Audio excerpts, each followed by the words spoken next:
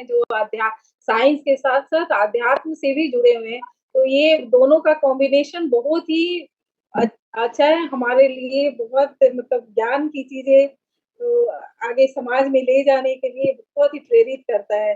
Thank you so much everyone. Thank you, Rohit ji, धन्यवाद। अभी आचार्य गुणींद्र अवधूत Brazil से ज्वाइन हो गए थे। अच्छा, हाँ, तो उनके कुछ ऐसे मतलब थोड़े से कुछ प्रोग्राम वगैरह रहने से वो जल्दी निकल गए, मगर he had attended from Brazil. Okay हमारे जो अनंत मार्ग के साधक जो है, हम मार्गी बोलते हैं, जी they are scattered all over the world, Bharat में साउथ, नॉर्थ, ईस्ट, वेस्ट सभी तरफ है, जी जी जी और काफी अच्छे अभ्यासक है। जी जी जी दादा कि हम लोग नेक्स्ट सेशन के लिए भी थोड़ा क्वेश्चन छोड़ देते हैं। नेक्स्ट सेशन जरूर रखेंगे डॉक्टर तपारिया जी का। Thank you. चलो दीदी कंक्लूड करें।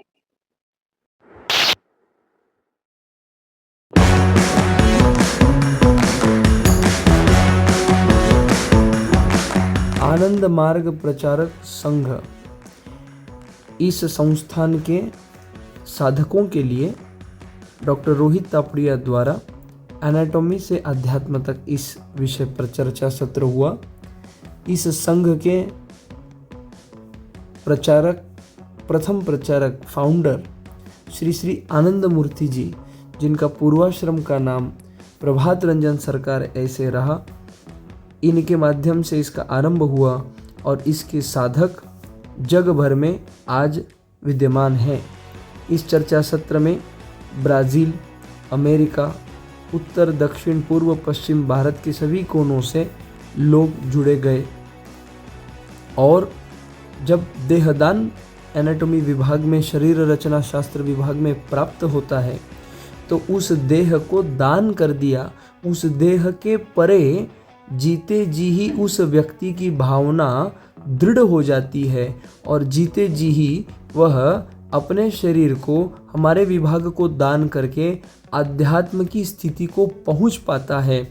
इस पार्श्वभूमि से इस चर्चा सत्र को मुख्य रूप से इस टॉपिक से किया गया, जिसमें अपने शरीर के मोह को छोड़ करके मरणोपरांत वह दान करने के लिए तैयार हो जाता है हमारे विभाग को। ऐसे इस चर्चा सत्र का पूरा बैकग्राउंड है, ऐसी पार्श्वभूमि है। एक दो तीन मिनट ठहरेंगे, आपका इंट्रोडक्शन होगा, फिर बात करेंगे ना। मिथिला दीदी कैसा लगता है आपको? जी मिथिला दीदी। जी दादा। हाँ दीदी अभी स्टार्ट करें क्या? मीरा दीदी।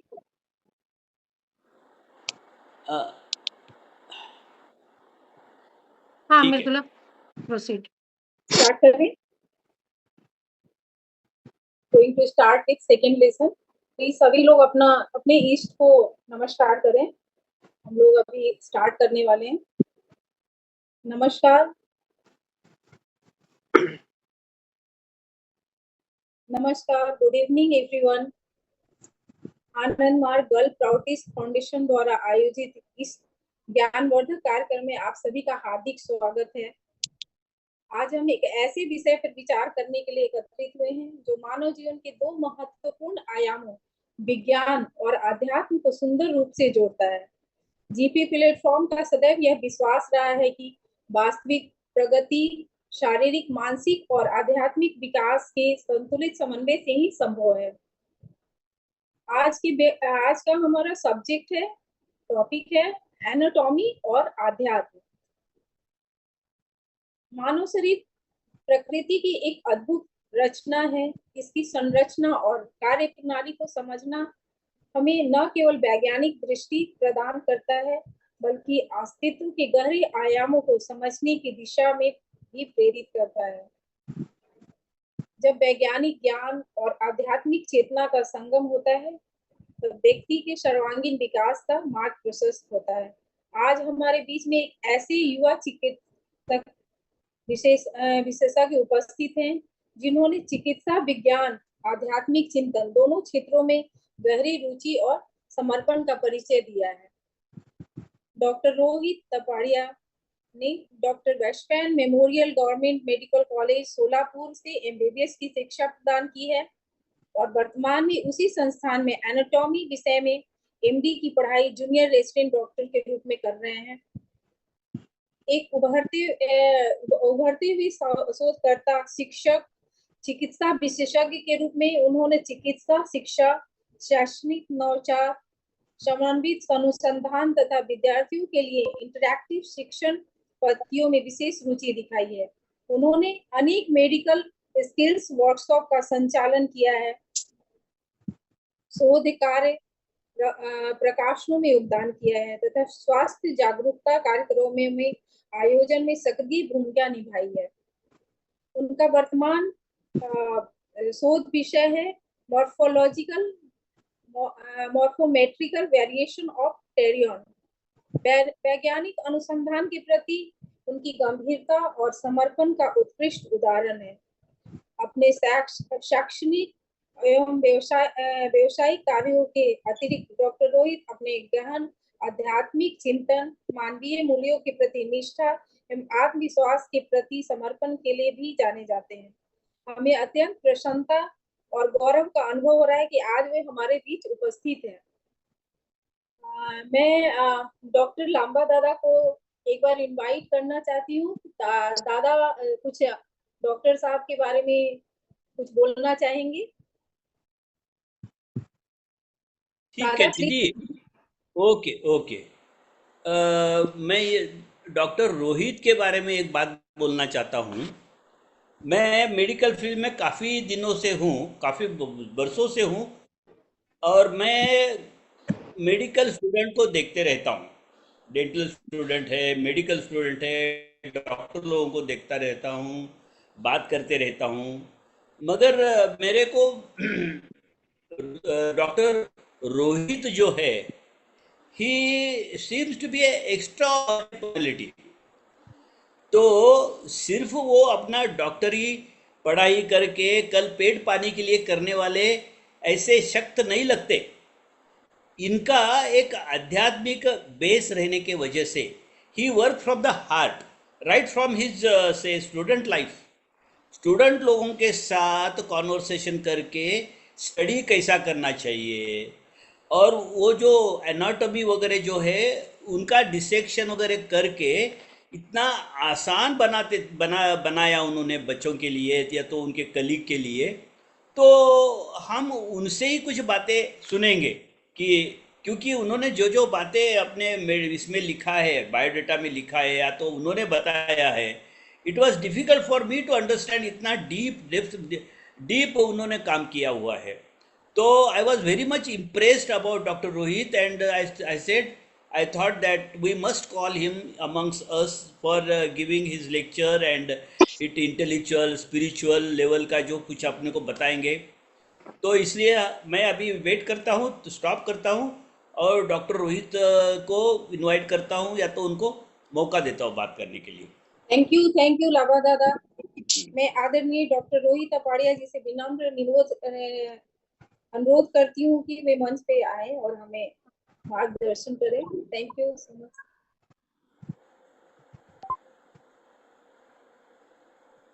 सभी को नमस्कार। मेरी आवाज आ रही है आपको? यस डॉक्टर जी। तो पिछले सप्ताह में डॉक्टर लब्बा सर का हमारा परिचय हुआ। उसके पहले सप्ताह में मेरे एक डिपार्टमेंट के फैकल्टी द्वारा उनके संदर्भ में मुझको बतलाया गया कि ऐसे ऐसे हमारी भेंट होनी अपेक्षित है और मैं भी क्यूरियस था कि ये जानने के लिए कि ऐसे कौन डेंटिस्ट फील्ड के व्यक्ति हैं जो अपने को स्पिरिचुअलिटी के संदर्भ में मिलना चाहते हैं, क्योंकि सामान्यतः वैद्यकीय महाविद्यालयों में इस प्रकार का वातावरण अपेक्षित नहीं होता है। लोग अगर आध्यात्मिक होते भी हैं तो अपने स्तर पे होते हैं, वो सामाजिक स्तर पर या व्यवहारिक स्तर पर वे आध्यात्मिक नहीं हो पाते हैं। तो इस पार्श्वभूमि के साथ GPIF के द्वारा जो प्लेटफॉर्म हमको प्रोवाइड किया गया है आप लोगों से, एनाटॉमी से अध्यात्म तक इस विषय पर चर्चा करने के लिए, उसके लिए मैं GPIF का बहुत बहुत आभारी हूँ और डॉक्टर लब्बा सर का आभारी हूँ कि उन्होंने हमको इस पात्र समझा कि हम आप सभी के साथ अपने विचारों को साझा कर सकते हैं। आप लोगों की समय सीमा का पालन करते हुए हम कोशिश करेंगे कि अगले 20 से 25 मिनट में ही अपने इस सत्र को हम पूरा करें। तत्पश्चात हम कुछ चर्चा कर सकते हैं। तो आप सभी की अनुमति से इस सत्र को आरंभ करते हैं। एनाटॉमी, जिसका हिंदी नाम है शरीर रचना शास्त्र। शरीर रचना शास्त्र माने हमारे शरीर की बनावट कैसी है, हमारे शरीर की बनावट कैसी है। अब उस बनावट में सब कुछ आ गया। उस बनावट में बाहर दिखने वाले शरीर से लेकर के, जिसको हम बॉडी बोलते हैं, अनेक ऑर्गन सिस्टम्स इस बॉडी को बनाते हैं और फिर वो सारे ऑर्गन सिस्टम्स में अलग अलग ऑर्गन्स होते हैं, अवयव होते हैं और उन अवयवों को बनाने वाले टिश्यू होते हैं। उन टिश्यू को बनाने वाले अलग अलग सेल्स, जिनको हम पेशी बोलते हैं, पेशिकाएं बोलते हैं, वो होते हैं। और अब विज्ञान का इतना ज्यादा एडवांसमेंट है कि वो जो सेल्स हैं वो भी ऑर्गेनिक इनऑर्गेनिक मटेरियल से बने हैं, जिनको हम माइक्रोस्कोपिक, इलेक्ट्रॉन माइक्रोस्कोपिक लेवल पे अणु अलग अलग प्रकार के बोलते हैं। पूरा पीरियोडिक टेबल हम सभी को पता है, जो हम 11th 12th में केमिस्ट्री में रटने का प्रयत्न करते हैं। अब ये जो हायरार्की है हमारे बॉडी के एनाटॉमी की, इसको हम आपको उदाहरण से समझाना चाहेंगे। जैसे हमारा शरीर है, बॉडी सिस्टम है, ठीक है। जब कोई व्यक्ति का मृत्यु हो जाता है तो उसमें कोई ना कोई एक सिस्टम की मुख्य भूमिका होती है फेल होने में, और जब वो एक सिस्टम फेल होता है तो उसका भार बाकी सब सिस्टम पर पड़ना चालू हो जाता है और धीरे धीरे वो भी अपनी फुल कैपेसिटी तक काम करते हैं और फिर वो भी फेल हो जाते हैं, जिसको हम मल्टी ऑर्गन डिसफंक्शन सिंड्रोम ऐसा बोलते हैं। आपने बहुत बार सुना होगा कि जब डॉक्टर ये बोलते हैं कि आपके पेशेंट जो है मल्टी ऑर्गन फेलियर में चले गए हैं, अब वो बचना मुश्किल है, ऐसा हमको सुनने में आता है। तो ये क्या स्थिति है, तो हम इसको एक एक उदाहरण से जो है समझने का प्रयत्न करते हैं। कि हमारा पूरा शरीर है, किसी को हार्ट अटैक आ गया और इतना मैसिव हार्ट अटैक आ गया जिसको मायोकार्डियल इंफार्क्शन बोलते हैं, कि उसके हृदय ने काम करना बंद कर दिया। अब स्वाभाविक है कि हृदय ने काम करना बंद कर दिया तो हृदय का काम क्या है, एक पंप के जैसे वो सारे शरीर को रक्त पुरवठा करता है, शरीर को सारा जो है खून सप्लाई करता है प्रत्येक अवयव को।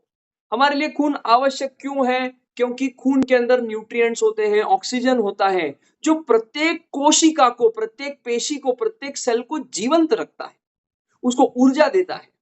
जैसे अगर हमारा कोई नाक बंद कर दे तो हमारी सांस बंद हो जाएगी, सांस बंद हो जाएगी तो हमको तकलीफ होगी। क्यों? क्योंकि हमारी जो प्राण वायु है, जो हमको प्राण दे रही है, जीवित रख रही है, उसको हमने सप्लाई बंद कर दिया। तो ये बंद कर दिया तो सप्लाई हमारा रेस्पिरेटरी सिस्टम है। हार्ट अटैक आता है तो कार्डियक माने हृदय का सिस्टम है। या किसी को मान लीजिए किसी का लंग्स खराब हो जाता है, माने फुफ्फुस जिसको मराठी में बोलते हैं, या किसी का किडनी खराब हो जाता है। हमने सुना है किडनी खराब हो जाता है तो वो क्या करते हैं, वो किडनी ट्रांसप्लांट के लिए बोलते हैं, या वो बहुत दिनों तक डायलिसिस पे होते हैं। और डायलिसिस करते करते करते एक समय ऐसा आता है कि जब उसकी बेसिक कैपेसिटी बॉडी की उस सिस्टम के साथ मैच कर रही थी, जो हम बाहर से मदद कर रहे हैं, वो खत्म हो जाती है। किसी का अनम्यूट हो गया। तो ये एक एक सिस्टम जो है अपने बॉडी में दूसरे सिस्टम के साथ जुड़ करके काम करता है। ये जो कॉन्सेप्ट है इसको हमको याद इसलिए रखना है क्योंकि जब हम इस चर्चा के अंत में आएंगे तो हमारी इस सारे यूनिवर्स की व्यवस्था में क्या भूमिका है ये हम हमारे शरीर में देख सकते हैं। और इसका हमको बहुत सुंदर एक वाक्य याद आता है अपने शास्त्रों में से, जैसा पिंड वैसा ब्रह्मांड, यथा पिंड तथा ब्रह्मांड, यथा ब्रह्मांड तथा पिंड। दोनों बातें माने इक्वली जो है एप्लीकेबल है। जैसे हमारे आजू बाजू का वातावरण डिसाइड करता है कि हम कैसे होने वाले हैं, सिमिलरली ऑरा साइंस के आधार पे हमारा जो आवरण है, हमारा जो व्यवहार है, वो हमारे आजू बाजू के एरिया का माहौल डिसाइड करता है। हमने डॉक्टर लब्बा सर के साथ भी चर्चा करते समय इस उदाहरण को साझा किया था कि कोई व्यक्ति को देख करके ऐसा लगता है कि मैं इससे बात करूं, इसके पास जाऊं, ये हमारे पास रहे, और किसी व्यक्ति को दूर से ही ऐसा लगता है देख के भैया ये दूर ही रहे तो ठीक है। एक जिसको हम बोलते हैं ना आजकल के शब्दों में जो प्रचलन है जिसको बोलते हैं वाइब्स, उसके अलग ही वाइब्स हैं। तो ये जो वाइब का जो साइंस है ना, ये साइंस पिंड में से ब्रह्मांड को रिफ्लेक्ट करता है। At the same time psychologically, behaviourally ये बताया जाता है कि we are expressing what 10 people around us are. माने आप सोच लो ना, घर में अगर झगड़ा हो गया तो उसका परिणाम आपके कार्यालय में, ऑफिस में होना ही होना है, या वाइस वर्सा। कार्यालय में अगर ऑफिस में बहुत ज्यादा टेंशन है, तनाव है, मार्च एंड है, तो वो झंझन, वो झगड़ा, उसका परिणाम वो चिल्लम चिल्ली, वो टैंट्रम आपको घर में देखने को मिलेगा। और इसीलिए जो आध्यात्मिकली साउंड व्यक्ति है वो अपने ऑफिस का काम ऑफिस में रखते हैं, घर का काम घर में रखते हैं। और व्यक्तिगत जीवन की समस्याएं, हर एक को अपनी अपनी कोई ना कोई समस्या होती है, किसी को मानसिक होती है, किसी को शारीरिक होती है, किसी को सामाजिक होती है। Everyone faces types of challenges, तो वो अपने स्थान पर होता है। तो ये हम हमारे एनाटॉमी से ही सीख सकते हैं, और इसलिए आपको ये अलग अलग ऑर्गन सिस्टम का हम उदाहरण बता रहे हैं। जैसे हमने डिस्कस किया हृदय, दूसरा हमने डिस्कस किया थोड़ा सा लंग्स, थोड़ा सा हमने डिस्कस किया किडनी, थोड़ा सा हमने जाना अपना हार्ट। ऐसे ही हमारा डाइजेशन होता है। मान लो 2 जोरदार जुलाब हो जाए किसी को, उसका पानी निकल जाता है भैया। हमने पेशेंट भी देखे हैं और अपने ऊपर भी हुई अपनी माने जो अनुभव है।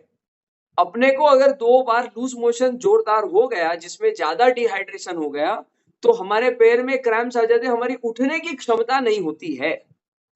तो क्यों निकला? तो बिगड़ा तो खाली गट है, बिगड़ी तो खाली आंतड़ी है, बिगड़ा तो केवल पेट है। फिर सारे शरीर की अव्यवस्था क्यों हो जाती है? जैसे एक व्यक्ति बिगड़ जाता है तो आजू बाजू का सारा माहौल बिगड़ जाता है, वैसे ही हमारी शरीर की व्यवस्था है, अथवा जैसी हमारी शरीर की व्यवस्था है वैसे ही हमारे व्यवहार की व्यवस्था है। And so every system to us is important. ऐसे हमारे शरीर में अनेक सिस्टम्स हैं, लगभग एक डजन के करीब सारे सिस्टम हैं। और ये सिस्टम अलग अलग ऑर्गन्स से बने हैं, अवयवों से बने हैं। जैसे मान लीजिए रेस्पिरेटरी सिस्टम है, माने श्वास नलिका, माने ट्रकिया, विंड पाइप जिसको हम बोलते हैं, जिसमें से सांस अंदर जाता है। फिर नाक हो गया, ठीक है। फिर वो जहां जाता है ट्रकिया डिवाइड होता है, जिसको बोलते हैं हम ब्रोंकस। वो 2 भागों में डिवाइड होता है और वो दोनों एक एक फेफड़े में जाता है, एक लेफ्ट फेफड़े में जाता है, एक राइट फेफड़े में जाता है। तो उसमें अलग उसमें भी किसी में 3 लोब हैं, किसी में 2 लोब हैं। और प्रत्येक जो फुफ्फुस हमको दिखता है बाहर से, आपने देखा होगा ये आपका जो सिगरेट नो स्मोकिंग वाला जो एड होता है अपने मूवी के आरंभ में या किसी एडवर्टीजमेंट में, तो बहुत अच्छे से लंग्स दिखाते हैं उसमें। वो तो एक ऑर्गन हो गया। वो लंग्स के अंदर जो उसको पैरेन्काइमा उसका टिश्यू होता है, वो लंग्स एक ऑर्गन है, उस ऑर्गन को बनाने वाला एक टिश्यू होता है, एक टिश्यू होता है।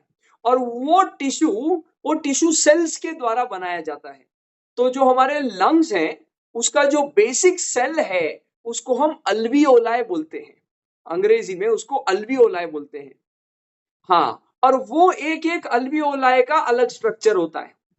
वैसे ही हार्ट का एक जो टिश्यू है उसको कार्डियक टिश्यू बोलते हैं, और उसके एक एक सेल को मायोसाइट बोलते हैं, कार्डियक सेल बोलते हैं।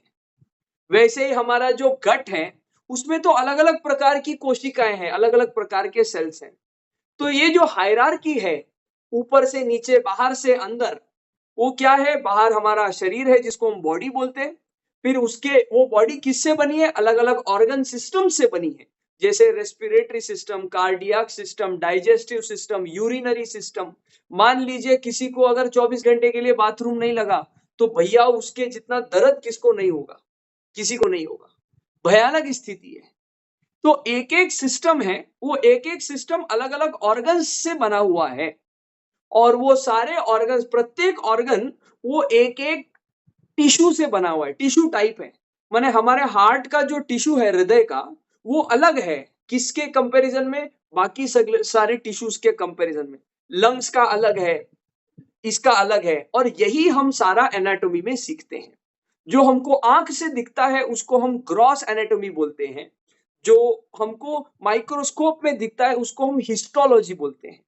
जो हम सेल्स देख रहे हैं, उनकी रचनाएं देख रहे हैं कि ये कोशिकाएं किस प्रकार से अरेंज्ड है, ये नॉर्मल कैसी दिखती है और ये एबनॉर्मल कैसी दिखती है, इस सब को हम लोग एनाटॉमी बोलते हैं। एनाटॉमी के अलग अलग उपखंड भी हैं, gross anatomy, histology, genetics, radiology and living anatomy, embryology, भांति भांति के हैं। तो कहने का मतलब है कि ये जो सेल्स है, ये सेल्स ऑर्गेनिक और इनऑर्गेनिक मटेरियल से बने। जैसे हमारा घर है, तो घर में, घर जो है वो हमारा शरीर है ऐसा मान लीजिए, अलग अलग कमरे हैं, वो ऑर्गन सिस्टम्स हैं। जो काम आप लिविंग रूम में करेंगे वो काम आप बेडरूम में नहीं करेंगे, जो आप डाइनिंग टेबल, डाइनिंग हॉल में करेंगे वो आप किचन में नहीं करेंगे। हर सिस्टम का अलग काम है। पर अगर आप अपने घर में से किचन हटा देंगे तो चलेगा क्या? थोड़ी ना आप लिविंग रूम में रसोई बनाएंगे। लिविंग रूम हटा देंगे तो गेस्ट आएगा तो थोड़ी ना उसको किचन में बैठाएंगे। सोना है तो थोड़ी रसोई में बिस्तर डाल के बैठ जाएंगे। अच्छा, इमरजेंसी में जिस किसी के पास एक कमरे का ही घर है बेचारा, वो ऑल इन वन करता भी है, वो बात अलग है, वो एक्सेप्शन अलग है। वैसे भी अपने को ह्यूमन बींग्स में भी एक्सेप्शन देखने को मिलता है। जैसे वृंदावन के सुप्रसिद्ध संत हैं, अपनी आध्यात्मिक ऊर्जा के कारण लगभग 15 वर्षों से भी ज्यादा उनको क्रॉनिक किडनी फेलियर होने के बावजूद, डेली डायलिसिस होने के बावजूद भी वे एक्टिव हैं। आप हमारे जैसे रह सकते हैं। मेडिकली 5 वर्षों से ज्यादा क्रॉनिक किडनी फेलियर का व्यक्ति चाहे दुनिया की कोई ट्रीटमेंट दे दो, सस्टेन करना प्रैक्टिकली आज की तारीख में विज्ञान का सारा जोर लगा के इम्पॉसिबल है। पर परम पूज्य प्रातस्मरणीय प्रेमानंद महाराज को हम सब सुनते हैं, या उनको, उनकी चर्चा सबको पता है। तो वो ऊर्जा क्या है? वो जो ऊर्जा है वो एक प्रकार की आध्यात्मिक ऊर्जा है। अभी आध्यात्मिकता के विषय में दादा ने हमको बोला था कि आपको ज्यादा डीप नहीं जाने की आवश्यकता है, क्योंकि सब लोग आध्यात्मिक विद्यार्थी हैं। हमारा मूल विषय एनाटॉमी का, इसलिए हम उसी की चर्चा ज्यादा कर रहे हैं। पर ये जो आध्यात्मिक, अपने को पता है, भक्ति मार्ग, ज्ञान मार्ग, कर्म मार्ग, योग मार्ग, भांति भांति के मार्ग है, पूरा आइटनरी है। जो पसंद है उस मार्ग से आप उसका फॉलो कर सकते हैं और उसको, उसके माध्यम से उस परम ज्ञान को प्राप्त करके आत्म का परमात्मा में मिलन कर सकते हैं। तो ये स्पेशल ऊर्जा, ये स्पेशल एग्जाम्पल्स, ये जो स्पेशल, जो क्या बोलते हैं हम, माने जो एक्सक्यूज जिसको हम बोल सकते हैं, जो अलग है, वो सभी क्षेत्रों में। पर नॉर्मली जो काम किचन में करना है वो काम आप लिविंग रूम में नहीं कर सकते।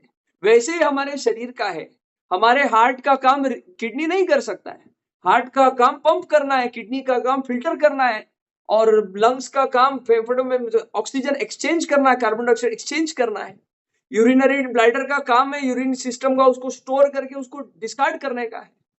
हमारे जो दांतों का काम है भोजन चबाने का, वो काम हमारा पेट नहीं कर सकता। मतलब इसमें अभी के आज की तारीख का बहुत एक ज्वलंत विषय, इसलिए उसको जोड़ना चाहता हूं। हम लोग चबाते ही नहीं है। हमारे शास्त्रों में कहा है 32 बार चबाना, और लोग हंसते हैं, क्या है, खाना खाना है, टाइम पास करना। अरे टाइम पास नहीं है, we are what we eat, we are what we eat. उसके साथ हम जोड़ना चाहेंगे we are how we eat. How we eat is very important. आप अगर चबाने का काम, जो दांत का काम है, जो हमारे शरीर का सबसे टफेस्ट टिश्यू है, आप विचार करिए, वो बेचारा कोमल सा आपका नाजुक सा पेट है, आप ऐसे उड़े जा रहे हैं और पेट को अपेक्षा कर रहे हैं कि वो चबाएगा। कैसे चबाएगा? वो नहीं चबाएगा तो वो अनडाइजेस्टेड फूड नीचे जाएगा। एक तो हम खाते ही इतना अद्भुत भोजन है, माने उसको भोजन भी बोलना चाहिए कि नहीं, ये बड़ा प्रश्न है। We often call it as rubbish. जैसे भगवान ने इंसानों को, मानो मनुष्यों को सबसे ज्यादा इंटेलिजेंस दिया है, सबसे ज्यादा इंटेलेक्ट दिया है। 1.5 किलो का हम इतना भारी भरकम सर पे ताज कैरी करते हैं, पर उसका बिल्कुल भी उपयोग नहीं करते हैं। आप विचार करिए कि अगर एक जानवर को, माने जो कुत्ता है, बिल्ली है, उसको ये समझ है कि अगर मेरा पेट गड़बड़ हो गया है तो मुझको लंघन करना है, कुछ नहीं खाना है। पर हमको नहीं समझता है, भैया ORS लो, नारियल पानी लो, ठीक है, हाइड्रेशन के लिए, रिहाइड्रेशन के लिए आवश्यक है, पर वो थोड़ा दलिया दे दो, थोड़ा ये दे दो, ये बहुत डिफिकल्ट है। मतलब हम लोग बाहर से बहुत मटेरियलिस्टिक, हमारा बहुत डेवलपमेंट हो गया है, पर भीतर ही भीतर हम खुद को खोखला बनाए जा रहे हैं। और इसलिए ये जो दांत का काम है वो पेट नहीं कर सकता। तो जैसे हमारा घर में एक एक कमरे का काम है, वैसा ऑर्गन सिस्टम है। उस ऑर्गन सिस्टम में एक कमरा है, वो एक कमरे की एक एक दीवार है, वो एक एक टिश्यू सिस्टम है। माने जैसे हृदय है, हृदय में कुछ सेल्स ऐसे, टिश्यू सिस्टम ऐसा है जो इलेक्ट्रिसिटी जनरेट करता है, जिसकी वजह से हमारे हार्ट में इंपल्स होता है। उसको हम SA नोड, AV नोड बोलते हैं। उसको electrical conduction system of the heart बोलते हैं। जैसे मान लीजिए आपकी 4 कमरे का दीवार है, उसमें एक कमरे में बाथरूम है, चारों का दीवारों में बाथरूम का दरवाजा नहीं रहेगा। एक दरवाजा है जिसमें से आप कमरे के अंदर आते हैं, आप छत से नहीं टपकेंगे, आप खिड़की में से नहीं टपकेंगे। तो प्रत्येक दीवार का अपना एक सिग्निफिकेंस है। उसमें अगर कोई एस्ट्रोलॉजी और वो जो स्थान का विज्ञान होता है उसको मानने वाला है, तो वो कौन सी दिशा में रसोई होना चाहिए, कौन सी दिशा में एंट्री होना चाहिए। जैसे आप लोगों ने पूर्व की दिशा में प्रणाम किया, क्योंकि ये उगम का स्थान है, ये वृद्धि का स्थान है, ये बढ़ोतरी का स्थान है, ये प्रगति का स्थान है, वो दिशा है। तो वैसे प्रत्येक कमरे के अंदर एक एक दीवार का सिग्निफिकेंस है। उसी प्रकार से प्रत्येक ऑर्गन सिस्टम में, ऑर्गन में एक एक जो है टिश्यू का महत्व है, टिश्यू सिस्टम है, उसका स्पेसिफिक काम है। उस टिश्यू के काम के अनुरूप, अनुकूल, अनुसार, उसके अकॉर्डिंग ही उसमें सेल्स हैं, कोशिकाएं हैं, पेशी है। जैसे मान लीजिए आपको अगर एक टेम्पररी पार्टीशन बनाना है, तो आप उसको 6 इंची दीवार या 1 फुट की दीवार से नहीं बनाएंगे, आप उसको पतला पार्टीशन बनाएंगे। आपका घर का बाहर का जो दीवार है वो 1 फुट या 6 इंच ज्यादा मोटा रहेगा, घर के अंदर की जो दीवार है वो पतला रहेगा। आप समझ रहे हैं? उसके फंक्शन के हिसाब से आप उसकी एनाटॉमी को डिसाइड करते हैं। हमारे शरीर में जो फिजियोलॉजी, माने जो सारा प्रोसेस होता है, खून दौड़ रहा है, पसीना आ रहा है, भोजन का पचन हो रहा है, हम इसको कॉन्शियसली कुछ भी नहीं कर रहे हैं आज के हमारे स्तर पे। जो महात्मा लोग हैं वो लोग अनेकों दिन तक भूखे रह सकते हैं, क्योंकि उन्होंने उनके अन्नमय कोश के ऊपर उन्होंने दिग्विजय किया है। अनेकों घंटों तक अपने प्राण वायु को रोक करके रख सकते हैं, क्योंकि उन्होंने उनके प्राणमय कोश के ऊपर दिग्विजय किया है। ये जो हमारा पंचकोश का शरीर बना है, अन्नमय कोश, प्राणमय कोश, ऐसा करके लास्ट में आनंदमय कोश, तो ऐसा है। वो उसके काम के अनुसार उसका एनाटॉमी है, उसकी शरीर क्रिया के अनुसार उसकी शरीर रचना भगवान ने हमारे देह में बनाई है। दिस इज सो ब्यूटीफुल कि there is no other as comparable sophisticated system on this planet as that of human body। और इसको बिना जाने, माने नॉर्मल इसको न जाने बिना हम इसके ऊपर कैसे ग्रो हो सकते हैं। अगर हमको सादा 4 कमरे का घर बनाना नहीं आता, तो architecturally significant, architecturally renowned, architecturally different, unique हम एक कोई ढांचा बनाए, ये हो ही नहीं सकता। जैसे आज भी भारत में हजारों वर्षों से ऐसे, जैसे मान लीजिए तंजावुर का महादेव बृहदेश्वर टेम्पल है, या अशोका स्तंभ है, दशकों से, शताब्दियों से वो वैसे के वैसे ही हैं, क्योंकि हमने उस आर्ट को जीत लिया था। We won the art। We won the art and we grew beyond the normal limitations. इसी को साधना में शरीर रचना जानने का बहुत महत्व है। बिना इसको जाने बिना, विदाउट नोइंग इसके डूज क्या है, इसके डोंट्स क्या है, इसके एसेट्स क्या है, बिना इनको जाने बिना हम उसके ऊपर अपना दिग्विजय कैसे कर सकते हैं? और अगर इस शरीर के ऊपर दिग्विजय नहीं कर पाएंगे तो हमारा कल्याण कैसे होगा? चाहे किसी मार्ग में हम लग जाएं, शरीर तो सबका एक दिन छूटना है, ये तो स्वाभाविक है। We are going to leave the body and very unfortunately we don't know the expiry date. We don't know. We are living in a way as if we are going to stay here for 1,000 years or so. But the reality is we do not know the expiry date, and a very, very danger sign is we do not know the normality of it. Even जैसे हम सांस लेते हैं, सांस छोड़ते हैं, वैसे ही शरीर के अंदर जो हमारा ड्राइविंग एनर्जी जिसको हम आत्मा बोलते हैं, वो भी छोड़ता है और आता है, उसका भी एक विज्ञान है। इंस्पिरेशन हम बच्चों को सिखाते हैं, वो बलून का वो एक मॉडल बना करके बलून का दिखाते हैं ना, ऐसे खींचते हैं डायफ्राम को नीचे, बलून के वो उसको स्ट्रेच करते हैं तो उसमें हवा भरता है, क्योंकि वो खींच लेता है, हवा सक करता है, फिर उसको छोड़ देते हैं तो एक्सपायर हो जाता है। जैसे ये बलून की प्रक्रिया से हम सिखाते हैं, वैसे आध्यात्मिक गुरु, आध्यात्मिक मास्टर उसको बताता है कि तेरे शरीर में 9 द्वार वाला ये तेरा पंच धातु का, पंच तत्व का शरीर है, और इसमें से आत्मतत्व जिस छिद्र से निकलता है वैसी उसकी गति होती है। वो अगर गुदा से निकलेगा तो उसकी वैसी गति होगी, और वो यहां से निकलेगा तो उसकी वैसी गति होगी। ये एनाटॉमी और अध्यात्म का संबंध है। इतनी हमारी जो 72,000 कितनी जो नाड़ियां हैं वो हमारे एनर्जी पाथवेज है। माने मैं जो आपसे चर्चा करने का प्रयत्न कर रहा हूं, वो सारा प्रयत्न केवल एमबीबीएस एलोपैथी के एनाटॉमी का है। आयुर्वेद का भी एक विलक्षण एनाटॉमी है, होम्योपैथी का भी एक विलक्षण एनाटॉमी है, जो बाकी के पैथीज है उनका एक एक प्रत्येक का विलक्षण एनाटॉमी है। उनकी शरीर को देखने की पद्धति निराली है। जैसे मैंने एक मेरा परिचय हुआ था सेडम, गुलबर्गा में, सेडम में एक बहुत बड़ा सम्मेलन था, उसमें सैकड़ों स्टॉल थे, और उसमें हमारा परिचय हुआ एक नाड़ी वैद्य से। हमारी नाड़ी देख करके वो बंदे ने बता दिया कि हमारे शरीर की क्या कमियां हैं। हम तो हक्के बक्के रह गए। आज भी हमारे इस देश में ऐसे नाड़ी वैद्य उपस्थित हैं, अगर आप 2 घंटे पहले भोजन करके आए हैं तो आपको बता देंगे कि आपने किस कैरेक्टरिस्टिक फीचर वाली सब्जी खाई है। वातुड़ बैंगन खाया है, या वो नींद माने वो जो टोमेटो पोटैटो जो जीरो प्राणिक फूड है वो खाया है। इतनी विलक्षणता है, इतनी अद्भुतता है इस ज्ञान गंगा में, एनाटॉमी के, शरीर रचना के।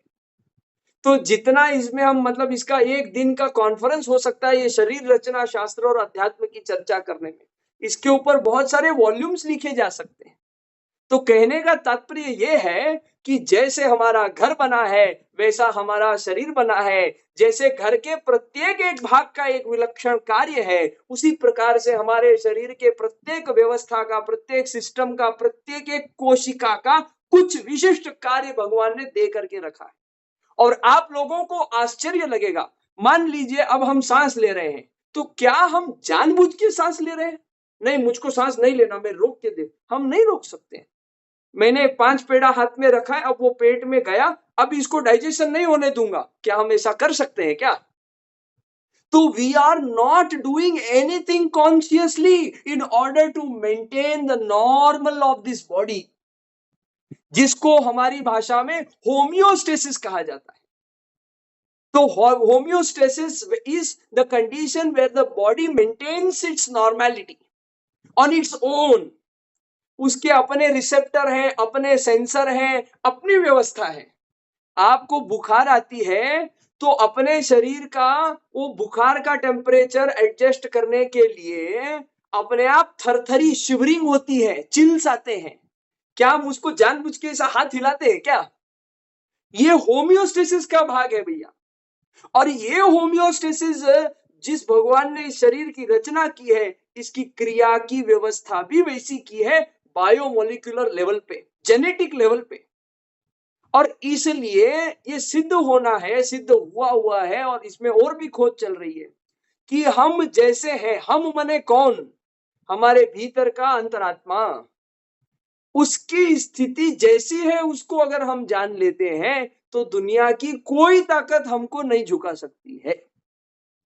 जैसे हमने इस एनाटॉमी की हायरार्की को समझा, वैसे श्रीमद् भगवत गीता के रेफरेंस से एक वाक्य में आपको इस देह की एनाटॉमी हम बता रहे हैं। पंच इंद्रियों से, और पंच ज्ञानेंद्रिय और पंच कर्म इंद्रिय, ये हमारा शरीर है। उसमें और भी तत्व है, मन है, बुद्धि है, आदि आदि बहुत सारे तत्व हैं। उसका डिटेल डिस्क्रिप्शन श्रीमद् भगवत गीता में 27 या कुछ तत्व है। अब हमको पूरा ये पाठांतर नहीं है वो, पर जो हमारी 5 ज्ञानेंद्रियां हैं, वो 5 ज्ञानेंद्रियों से हमको विचार जाता है। हाँ, हमको लगता है कि हम नहीं कर रहे हैं, पर हम ही कर रहे हैं। कोई बोलता है कि मैं गलत दृश्य देख रहा हूं पर वैसा करूंगा नहीं, पर ऐसा हो ही नहीं सकता क्योंकि इनपुट तो चला गया। जैसा एआई के अंदर गलत इनपुट अगर हमने दे दिया तो वो अपने डेटाबेस में उसको काउंट करेगा। उसमें ऑप्शन नहीं है कि मैं यहां कोई बैरियर लगा दूं, उसमें एक ही ऑप्शन है, ऑल एंड नन फिनोमिनन। जो जिस रास्ते को, जिस दिशा में, जिस रास्ते को जाना नहीं है उसकी दिशा नहीं पूछना। तो 5 जो हमारी ज्ञानेंद्रिय है उससे स्टिम्युलस बाहर से अंदर जाता है, उससे मन में विचार उत्पन्न होता है। वो विचार के, वो मन के ऊपर हमारी बुद्धि है जो या तो अच्छी है या बुरी है, जो हमारे संस्कारों और स्वभाव के ऊपर डिपेंडेंट है। सुबुद्धि बोलेगी अच्छा कार्य करो, कुबुद्धि बोलेगी गलत कार्य करो। हमारे पास एक छुरी है, अगर सुबुद्धि है तो बोलेगी फल काट करके भगवान को भोग लगाओ, और कुबुद्धि है तो बोलेगी जाके किसी का खून करो। पर इस बुद्धि को इन्फ्लुएंस करने वाला हमारा विवेक है। विवेक या तो होता है या नहीं होता है। विवेक अच्छा या बुरा ऐसा कंसेप्ट नहीं है। या तो वो विवेकवान होता है या वो विवेकहीन होता है। और ये विवेक क्या है? यथार्थता का निश्चय करने की जो समझ है उसको विवेक कहा जाता है। और इस विवेक के ऊपर प्रकाश कहां से पड़ता है? तो दूर अंतरंग में हमारे भीतर भगवान का जो तत्व है, आत्म तत्व है, उसको उसके माध्यम से होता है। So within the corest of us as an existence revolves the discussion of Atman, which influences the Vivek, which thereby influences Subuddhi or Kubuddhi, and which thereby influences the thoughts and ideologies within our mind, and that gives the response there. तो ये एक circuit complete हो गया कि ज्ञानेंद्रियों से चीजें अंदर जा रही है और कर्मेंद्रियों से हम उसको परफॉर्म करके वो बाहर आउटकम आ रहा है। ये फिलॉसफी, ये कंसेप्ट हमारे प्रत्येक कार्य के लिए एप्लीकेबल है। हम क्या खा रहे हैं मुंह से, हम क्या खा रहे हैं आंखों से, हम क्या खा रहे हैं कान से, हम क्या खा रहे हैं नाक से, हम क्या खा रहे हैं त्वचा से। हमारे सामने कोई सांप आ गया तो हमको डर लगेगा, पर कोई अंध व्यक्ति के सामने आ गया तो उसको फर्क नहीं पड़ेगा until he or she senses the snake. So it is all about how we sense, what we sense, and this is possible when we evolve ourselves anatomically in the direction of spirituality. और इसलिए हमको ऐसा लगता है कि प्रत्येक कोशिका, और ये जो होम्योस्टेसिस की हम आपसे बात कर रहे थे, जहां से ये सारी चर्चा आई श्रीमद् भगवत गीता जी तक, तो हमारे शरीर की होम्योस्टेसिस अपने आप मेंटेन हो रही है। हमारा शरीर उसको मेंटेन कर रहा है। When every cell in our body wants to stay in harmony, हमारी शरीर की प्रत्येक कोशिका अगर आपसी समझौते में रहना चाहती है, तो हम बाहरी दुनिया में एक दूसरे से सर उठा पटक क्यों कर रहे हैं? हम दूसरे से घृणा क्यों कर रहे हैं? हम अपनी रचना को जानेंगे तो इस रचना में हमारी जो भूमिका है उसको हम निभा पाएंगे। और इस बाहर के जगत में अपनी भूमिका को निभाने के लिए आंतरिक रचना का हमको जानकारी होनी चाहिए, और इसलिए आज का हमारा विशेष सेशन हुआ है। तो हमने हम घर के उदाहरण से अपने शरीर के ढांचे के उदाहरण को देखा, तो ऐसा, और इसका व्यापक विस्तार आप इस अंतिम उदाहरण में समझ करके फिर हम इस चर्चा को विराम करेंगे कि हमारा शरीर जो हमने देखा ना, यथा पिंडे तथा ब्रह्मांडे, यथा ब्रह्मांडे तथा पिंडे, तो हमारा देह ही ये यूनिवर्स है, ऐसा समझ लेना। और इसके अंदर जो ऑर्गन सिस्टम्स है, एक एक गैलेक्सी है, एक एक ऑर्गन सिस्टम, एक एक टिश्यू इसके अंदर की एक एक सोलर सिस्टम है, एक एक उसके अंदर का जो सेल है वो एक एक पृथ्वी है। और जैसे पृथ्वी के अंदर अपना अपना आकाश मंडल है, वायुमंडल है, अग्निमंडल है, जल मंडल है, धरती मंडल है, उसी प्रकार से every cell is almost like an independent entity, a single unit living in our body is a single cell. ये हमारी हिस्टोलॉजी है। तो एक एक पृथ्वी, हमारे भीतर करोड़ों करोड़ों खरबों खरबों पृथ्वियां हैं, trillions of cells we carry, millions billions trillions of cells, इतने हमारे अंदर कोशिकाएं हैं। तो इतनी पृथ्वियों का संचार करने की क्षमता हमारे शरीर में है। इस क्षमता को जो जान लेता है किसी भी प्रकार के आध्यात्मिक मार्ग से, और वही व्यक्ति जो है आत्मबोध कर लेता है। उसी आत्मबोध को हमारे यहाँ पर क्या कहा गया है? आनंद की स्थिति। और वो आत्मबोध हो करके जब परमात्मा में एक रूप होता है, आत्म तत्व को जान करके परमात्मा तत्व में विलीन हो जाता है, उसी को हम ब्रह्मानंद परमानंद कहते हैं, और उसी से हमारी ऑर्गेनाइजेशन का नाम है। तो इसलिए इस प्रकार से अपने भीतर के अंतिम छोर को जान करके बाहरी जगत के अंदर हमारी क्या भूमिका है, इसको हम जान करके एक बहुत सुंदर जीवन जी सकते हैं। और जब प्रत्येक व्यक्ति को इसका बोध हो जाएगा, तो फिर किसी को हमको कुछ भी समझाने की आवश्यकता नहीं है। सारे सोशल ऑर्गेनाइजेशन क्या कर रहे हैं? दुनिया में संप्रभुता, समरसता, एकता, शांति, इसी को तो स्थापन करना चाहते हैं। पर जब प्रत्येक व्यक्ति को पता है कि ये किस प्रकार से करना है, इस ज्ञान विज्ञान को अगर वो जानता है, तो फिर दुनिया में सोशल ऑर्गेनाइजेशन का कोई काम नहीं रह जाएगा। और इसी ज्ञान को जान करके हमको आत्म कल्याण और जगत कल्याण के मार्ग पे चलायमान होना है। इसी आह्वान और प्रार्थना के साथ आप सभी को फिर एक बार विनम्रता पूर्ण प्रणाम करता हूं।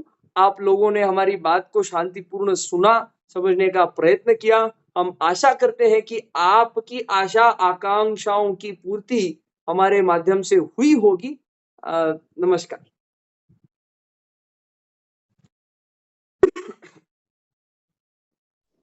किसी का क्वेश्चन है तो प्लीज पूछे डॉक्टर साहब से।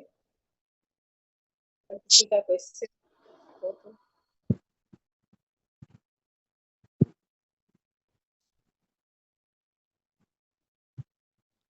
थोड़ा सा 5-7 मिनट 10 मिनट थोड़ा ज्यादा बोल दिया हमने। नहीं डॉक्टर लांबा दादा बोले, अनम्यूट करें।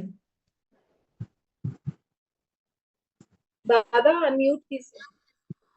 मेरा क्वेश्चन है, आपने जो बोला कि हमारा शरीर जो है it is a replica of a universe. हमारे शरीर में ऊर्जा है, हमारे शरीर में वैसे जैसे ये कॉस्मॉस में ऊर्जा है, वैसे ही हमारे शरीर में ऊर्जा है। मैं इसके खिलाफ हूं। जैसे सूर्य है और चंद्र है, सूर्य का जो एनर्जी है स्वयंभू है, चंद्र का एनर्जी स्वयंभू नहीं है। चंद्र का प्रकाश उसने लिया है उसी प्रकार हमारे में जो ऊर्जा है ये हमने सूर्य से लिया हुआ ऊर्जा है, स्वयंभू ऊर्जा नहीं है। यूनिवर्स में जो स्वयंभू ऊर्जा है वैसे हमारे में स्वयंभू ऊर्जा नहीं है। इसलिए हम यूनिवर्स के साथ हमारा बॉडी, हमारा खुद का यूनिवर्स कंपैरिजन नहीं कर सकते। ऐसा मेरा एक डाउट है, इसके बारे में आप क्या करना चाहते हैं, बुद्धि बताइए। लब्बा सर, आपने बहुत अच्छा प्रश्न किया है। इसको हम दो भाग में जवाब देना चाहेंगे। पहला कि इसकी हमने डायरेक्ट कंपैरिजन या किसी शास्त्र के रेफरेंस से इसको नहीं कहा। इस बात को जो हमने आपके सामने प्रस्तुत करने का प्रयत्न किया है वो एक एनालॉजी के भांति करने का प्रयत्न किया है, और इसलिए इसकी डायरेक्ट कंपैरिजन यूनिवर्स अथवा क्रिएशन से पहले न करते हुए एक घर का उदाहरण दे करके अपनी सबकी समझ करने का प्रयत्न किया। और इसका जो दूसरा भाग है कि स्वयंभू है, ऊर्जा है, तो तात्विक स्तर पर शास्त्रों में इसकी कुछ चर्चा हम आपसे संक्षिप्त में करना चाहते हैं। जो हमारे भीतर आत्म तत्व है, इसका उदाहरण आचार्यों ने या जो अभ्यासक है उन्होंने इस प्रकार से दिया है कि जैसे हमने एक बाल्टी पानी ले लिया, एक बाल्टी पानी में से हमने एक लोटा या एक मग पानी बाहर निकाल दिया, फिर दूसरा मग निकाल दिया, तीसरा मग निकाल दिया, तो बाल्टी का पानी ज्यादा है। या इसको आप समुद्र के साथ में कंपैरिजन कर लीजिए कि समुद्र है, उसमें से एक घड़ा पानी निकाल लिया, दूसरा घड़ा पानी निकाल लिया, तीसरा घड़ा पानी निकाल लिया, तो जो घड़े में पानी का तत्व है उसकी जो रचना है वही रचना समुद्र के जल की है, परंतु समुद्र का जल और घड़े का जल एक नहीं है, क्योंकि समुद्र का जल बहुत ज्यादा व्यापक है। उसी प्रकार से जो ऊर्जा का एक बहुत बड़ा स्रोत है, नाना प्रकार के पुराणों में इसका संदर्भ आता है। श्रीमद् भागवत महापुराण और दूसरे पुराणों में भी इसका वर्णन आता है, जिसमें सृष्टि की संरचना की विशेष जानकारी दी गई। और उन रचनाओं में व्यास मुनि ने वर्णन किया है, महर्षि वेद व्यास जी ने, कि एक बहुत बड़ा, अभी जैसे विष्णु पुराण में वर्णन आता है जिसमें विष्णु भगवान को मुख्य रूप से देवता पूजन किए ऐसा माना गया है, तो बहुत बड़ा ऊर्जा का एक गोला है जिसको हम निराकार शक्ति बोलते हैं। और फिर उसमें से क्षीर सागर में एक पत्ते में एक छोटा सा बालक उत्पन्न होता है। वो जो ऊर्जा है, अनलिमिटेड कॉस्मोस का ऊर्जा है, वो ऐसे सुंद पड़ा है, जैसे हम खा पी करके पड़े रहते हैं वैसे वो ऊर्जा पड़ी है ऐसे। उसमें एक हलचल, जिसको जैसे हम बिग बैंग थ्योरी बोलते हैं, या जो अपने आप हो जाता है ऐसे हम बोलते हैं ना, विद मॉलिक्यूलर इंटरैक्शन और समथिंग लाइक दैट। जैसे एक मुझको याद आता है, इवोल्यूशन की एक थ्योरी है, उस साइंटिस्ट का नाम याद नहीं आ रहा है, उसने क्या किया, नॉन वेज का एक पीस जार में बंद करके अनएरोबिक कंडीशन में रख दिया जिसमें कोई प्रकार का ऑक्सीजन नहीं है, और उसमें उसने देखा कि वहां ग्रोथ हो रही है, तो अनएरोबिक बैक्टीरिया ग्रो हुआ, उसको वैसे कंडीशन मिला। तो इस संसार की रचना में उस सुंद पड़े एनर्जी के गोले को कुछ ऐसी चेतना या एक ऐसा प्रकार का स्टिमुलस प्राप्त होता है जिससे क्षीर सागर में एक पत्ते में एक बालक उत्पन्न हुआ है, जिसको हम साकार रूप मानते हैं। निराकारवादी भी है और साकारवादी भी है। और उस साकार में वो क्षीर सागर के समुद्र में अनेकों अनेकों अनेकों लाखों करोड़ों वर्षों तक वो डेवलप होता है, जिसको हम क्षीर सागर का नारायण बोल करके बोलते हैं। और उन नारायण भगवान से सारी सृष्टि की रचना हुई है। उनकी नाभि के नाभि कमल में से ब्रह्मा जी की उत्पत्ति हुई, और फिर उन्होंने सारे, ही इज द क्रिएटर और architect of this whole universe और creation what we are able to see and not able to see, तो उन्होंने बनाया। अब ये जो डिसेंडिंग लेवल है, वैसे एग्जिस्टेंस के 64 डायमेंशंस हमारे शास्त्रों में बताए गए, उसमें 10 मुख्य आयाम है जिनको मैं आपको नीचे से ऊपर बताना चाहता हूं। मतलब हमारे डिस्कशन में शायद थोड़ा सा मतलब इजी हो जाए। जो जैसे एक्स वाई और जेड एक्सेस होता है, एक्स वाई जेड एक्सेस होता है, तो एक्स और वाई 2D हो गया। मान लीजिए कोई पेपर है, कोई जिसका थिकनेस ही नहीं है, और एक्स वाई और जेड एक्सेस मतलब क्या हो गया, एक्स वाई और जेड एक्सेस क्या हो गया, 3D हो गया, जैसे हमारा शरीर है। फिर जब हमारा शरीर पूरा होता है, जब हमारी मृत्यु होती है, तो इसमें जो ड्राइविंग एनर्जी है जिसको हम आत्मा बोलते हैं, वो निकलने के कारण होती है। अब वो निकल गई तो वो कहाँ गई, उसको कहीं एंटर करना पड़ेगा। वो दिखती भी नहीं है ऊर्जा। क्यों नहीं दिखती है? क्योंकि हमारे इस शरीर के लिमिटेशन के परे है। जैसे इंफ्रारेड रेज है, अल्ट्रा वायलेट रेज है, वैसे उसकी जो उस ऊर्जा की जो तरंग है, उसका जो वेवलेंथ है वो इस प्रकार का है कि हमारे इन आंखों को दिखता नहीं है। और और और उस आत्म तत्व का जो डिस्कशन है, तो वो एक्स वाई और जेड एक्सेस के बियॉन्ड जा रहा है, तो वो फोर्थ डायमेंशन में, जिसको हम स्पेस अथवा टाइम बोलते हैं, उसमें एंटर करता है। तो जितने हमको शक्तिपीठ दिखते हैं, जो इन्फ्लुएंशियल एनर्जीज दिखते हैं, good and bad, they are all in that fourth dimension. फिर फिफ्थ डायमेंशन को ब्रह्म ब्रह्म डायमेंशन बोला गया है। सिक्स्थ डायमेंशन को विष्णु डायमेंशन बोला गया है। सेवेंथ डायमेंशन को परब्रह्म डायमेंशन बोला गया है। एट्थ डायमेंशन को जो शैव पंथी है वो शिव बोलते हैं, और जो वैष्णव पंथी है वो नाइन्थ डायमेंशन को क्षीर सागर के नारायण बोलते हैं। और इसके बियॉन्ड जो 10th डायमेंशन है उसको निराकार बोलते हैं। तो जो 9th डायमेंशन के शेषनाग के नारायण है, is the immediate formful manifestation of the formless. और जो शैव पंथी है, जो 8th डायमेंशन के शिव है, शंकर है, वो उसमें भी शिव अलग शंकर अलग ऐसा वर्णन किया है। शिव मतलब the one that is nothing, इसलिए शिवलिंग का कोई विशेष आकार नहीं है। आप केदारनाथ के शिवलिंग का शेप देखिए, वो अलग है। भुवनेश्वर के लिंगराज स्वामी मंदिर में शिवलिंग का शेप देखिए, वो अलग है। आपके घर में शिवलिंग का पूजा होता है, उसका शेप अलग है, मेरे घर में होता है, उसका अलग है शेप। तो the one which is nothing, which is not, वो शिव है।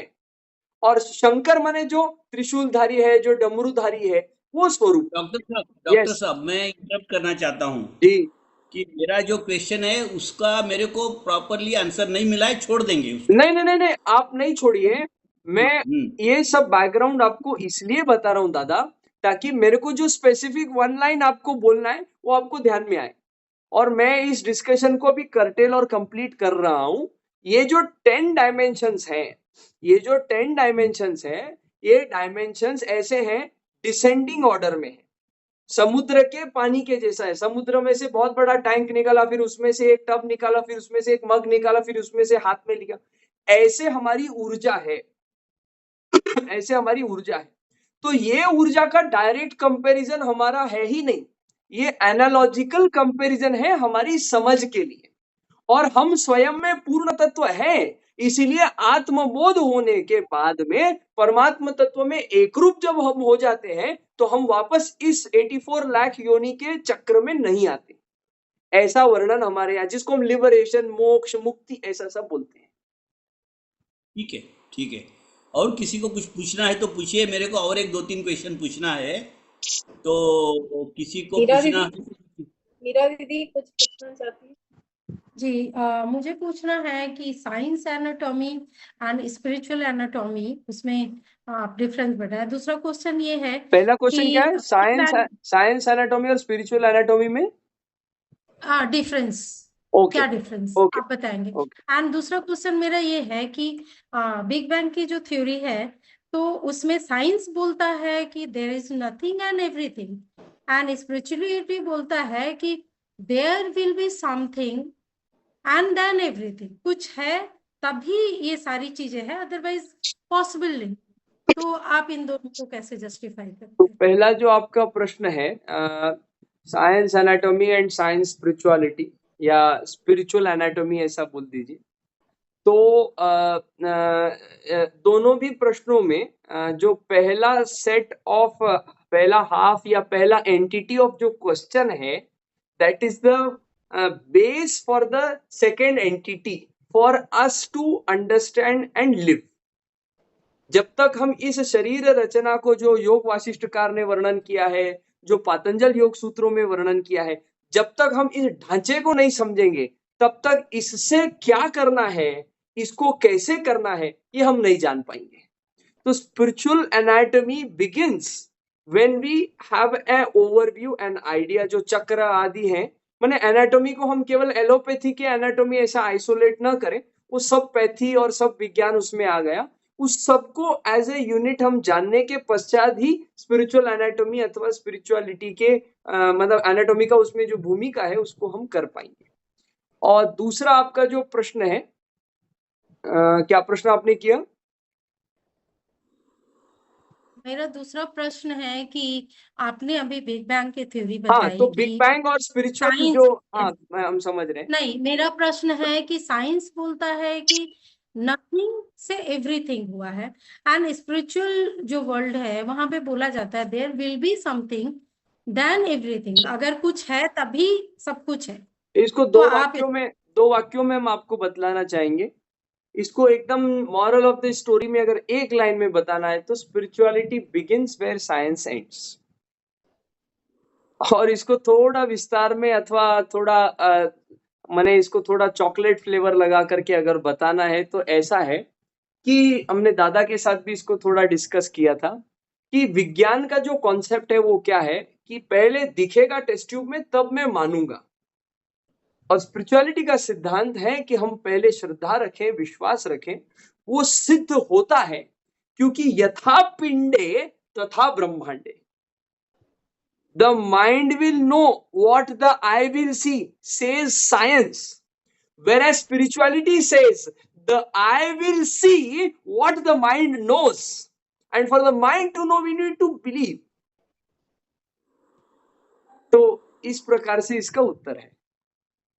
जी, एक और मेरा प्रश्न है कि जनरली क्या होता है कि अभी जैसे आपने बोला कि साकार एंड निराकार ब्रह्म का कॉन्सेप्ट है, तो आप इसको कैसे जस्टिफाई? मेरी अंडरस्टैंडिंग ये है कि एक छोटे बच्चे को जब प्राइमरी या प्री प्राइमरी में होता है तो उसको एक शेप दिखा करके हम बताते हैं कि दिस इज लाइक एप्पल या कुछ, एंड जैसे जैसे हम ग्रोन अप होते हैं तो हम उस शेप को दिखाने की हमें जरूरत नहीं होती, हम अंडरस्टैंड करना शुरू कर देते हैं कि दिस शेप इज लाइक, अगर एप्पल बताया बच्चे को तो बच्चा जान गया, बाद में बोले कि सेब लेकर के आना है, तो उसे कोई पिक्चर दिखाने की, कोई शेप दिखाने की जरूरत नहीं है, वो ऑटोमेटिकली ले आएगा। तो स्पिरिचुअल वर्ल्ड में हमें कब कब हमारी स्थिति ऐसी होती है कि अब हमें साकार की जरूरत नहीं है, निराकार ब्रह्म इज अल्टीमेट। तो बहुत आप बहुत इसको बहुत कैसे ज्यादा अच्छा आपने प्रश्न किया है, और जो एग्जाम्पल के साथ आपने पूछा है वो बहुत ज्यादा मैंने एग्जाम्पलरी है, मतलब एकदम कॉमन डिस्कशन में।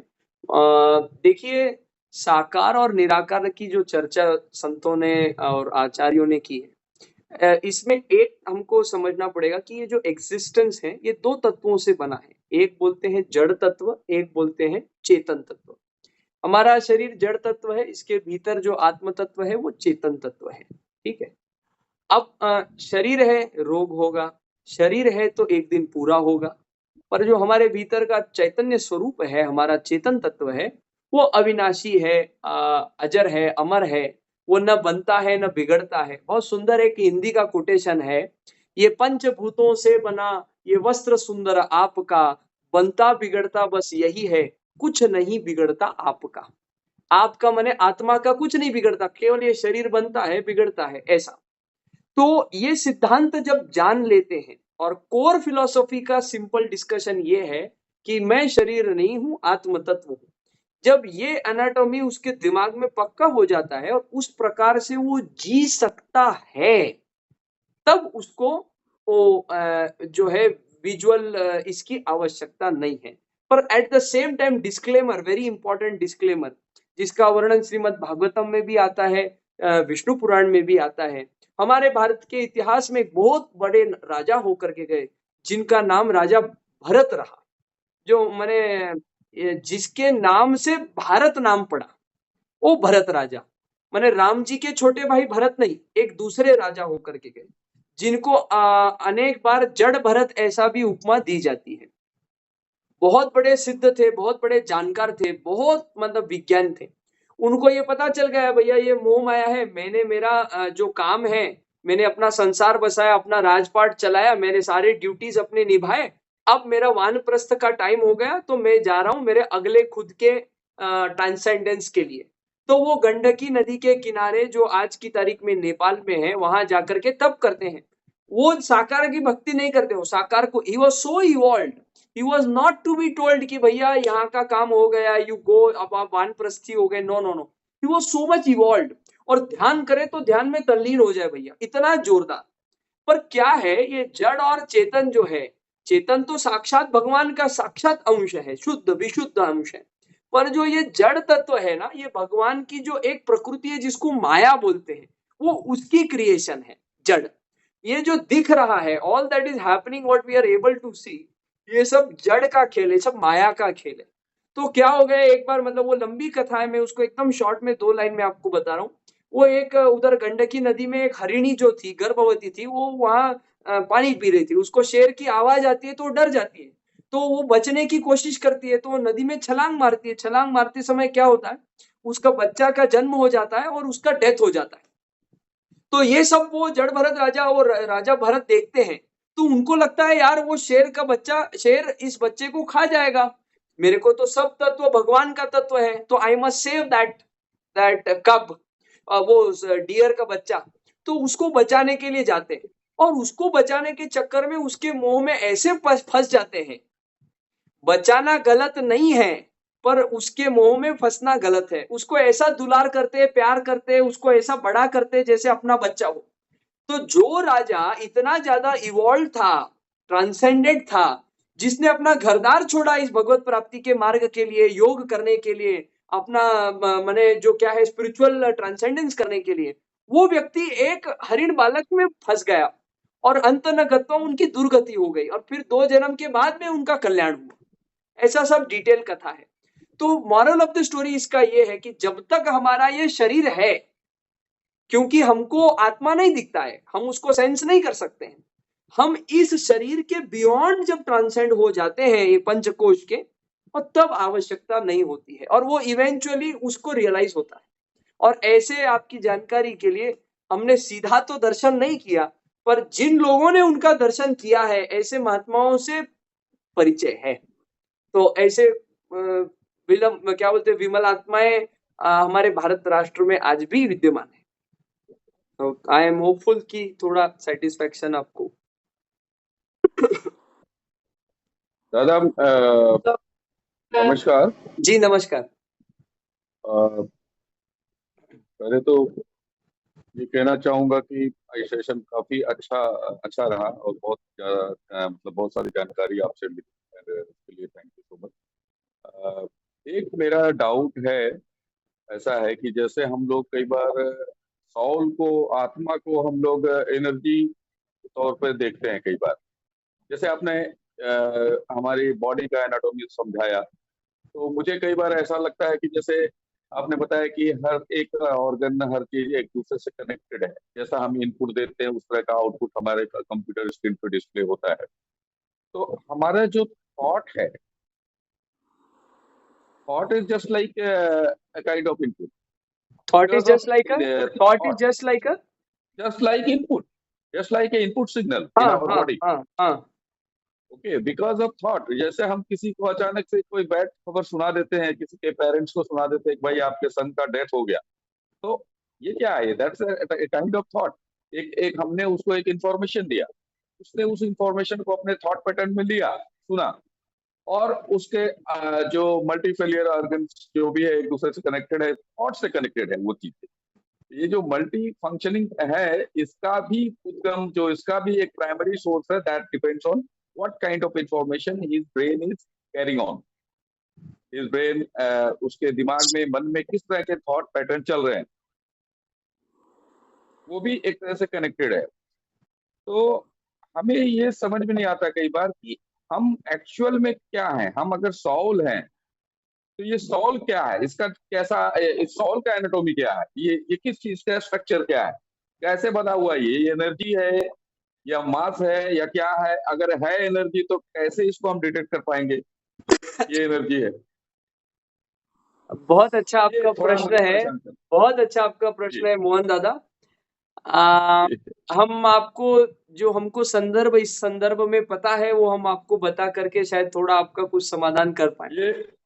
मैं एक रिक्वेस्ट भी लामा दादा को भेज रहा हूँ, इसको अरेंज, इस सेशन को एक बार एक नेक्स्ट अगला एपिसोड में कन्वर्ट करिए कभी, है ना, क्योंकि अभी टाइम भी ज्यादा हो रहा है, सभी लोग को जी बहुत से ज्यादा टाइम हो गया, तो सबका डिनर वगैरह का समय हो रहा जी होगा। जी जी तो मैं लामा दादा और पूरी टीम से, मीरा दीदी और जो भी टीम है, सबसे रिक्वेस्ट करना चाहूंगा, और ये डॉक्टर साहब को दोबारा से नेक्स्ट एपिसोड में इनवाइट किया जाए, क्योंकि इनका टॉपिक बहुत इंटरेस्टिंग है, बहुत सारे क्वेश्चंस आ सकते हैं सभी के माइंड में। जी जी तो डॉक्टर रोहित, जी डॉक्टर रोहित, जी हमारे साथ डॉक्टर गीता दीदी फ्रॉम अमेरिका ज्वाइन हो गई है।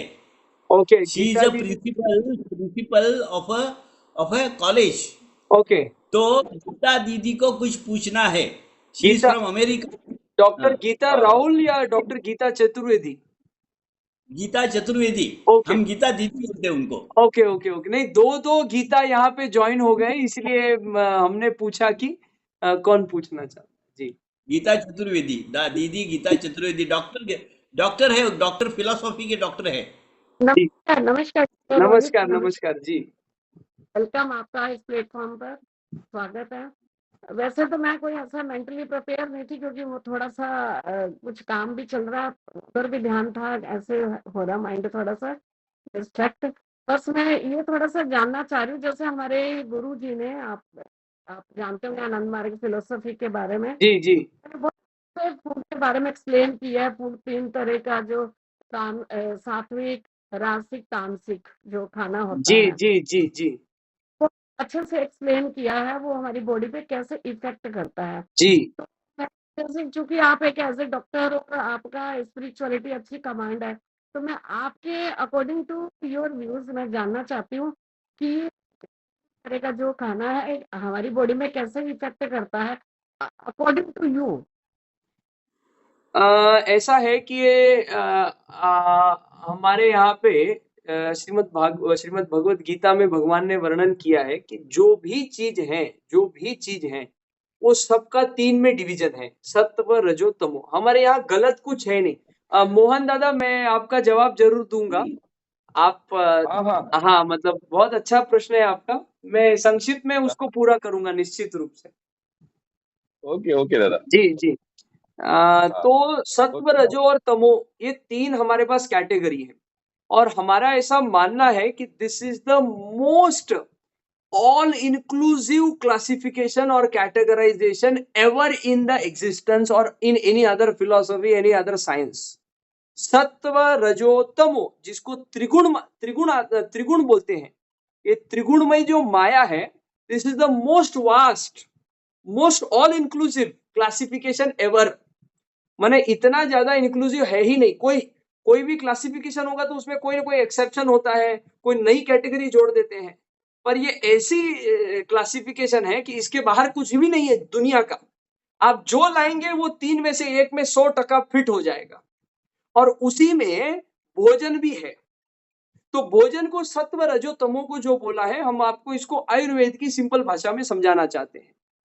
सात्विक भोजन माने वो भोजन है, सात्विक इज प्लस, रजोगुणी इज 0, तमोगुणी इज माइनस। जैसे ग्राफ होता है तो उसमें प्लस है, उसमें 0 है और उसमें नेगेटिव है। तो ऐसा भोजन, देखो, भोजन खाने से ताकत मिलती है, पर भोजन को पचाने के लिए भी ताकत को खर्चा करना पड़ता है एटीपी के फॉर्मेट में। ठीक है, ठीक है। तो जिस भोजन में से ऊर्जा ज्यादा मिलती है और उसको पचाने में ऊर्जा कम खर्चा होती है, तो उसमें नेट रिजल्ट ऊर्जा का ज्यादा हो गया, उसको बोलते हैं पॉजिटिव प्राणिक फूड। और उस पॉजिटिव प्राणिक फूड को ही सात्विक आहार, सात्विक भोजन कहा गया। उदाहरण के तौर पे जो घर के बाहर कद्दू लगाते हैं ना, नजर न लगे, आगरे का पेठा जिससे बनाते हैं, that is the most most most positive pranic food ever available. पर उसको खाने के लिए भी डिस्क्लेमर्स हैं, डायरेक्शंस हैं। ऐसे नहीं कि इतना पॉजिटिव है, सारी ऊर्जा मुझको चाहिए, कद्दू तोड़ के पूरा खा लिया, वो टॉक्सिसिटी हो जाएगा। हमारे मराठी में बोलते हैं अति तीखे माती, कुछ भी ज्यादा एक्सीड नहीं होना चाहिए। तो बहुत उसका कॉम्बिनेशन, उसके बारे में वर्णन है, हमको मतलब आजकल ऑनलाइन भी मिल जाएगा, अथवा जो डाइटिशियंस है वो हमको बता सकते हैं। तो वो that is the most positive food available. उसके बाद जो जो दूसरा कैटेगरी है जिसको हम जीरो प्राणिक फूड अथवा रजोगुणी भोजन बोलते हैं, तो रजोगुणी क्या है? वो ऐसा भोजन है जिसमें से जो मिल रही है ऊर्जा और जो उसको पचाने के लिए खर्च हो रहा है वो ऑलमोस्ट इक्विवेलेंट है, कुछ ज्यादा लाभ नहीं हो रहा है, बट वो हमारा भोजन का मेजर बल्क बनाता है, हमारा सटाइटी माने भोजन की तृप्ति को मेंटेन करता है। अब भोजन किया तो पेट भरा ऐसा लगना चाहिए, कुछ शरीर में गया ऐसा ध्यान में आना चाहिए। एक हद के बाद हम भोजन बंद कर देते हैं, क्यों? पेट भर गया।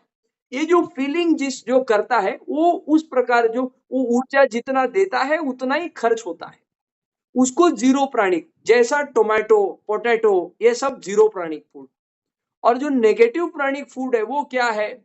जो भी जिसमें से दुर्गंध आता है, प्याज, लहसुन, कॉफी, चाय, मांस इत्यादि इत्यादि, ये जो सारा ये खाद्य पदार्थ तो नहीं बोलेंगे पर जो भी है जिसको भक्षण किया जाता है, इसमें से अब कोई बोलता है नॉनवेज में से प्रोटीन मिलता है, अंडे में से प्रोटीन, हम उसके अंदर के तत्वों की बात नहीं कर रहे हैं, हम उसके भीतर की ऊर्जा की बात कर रहे हैं।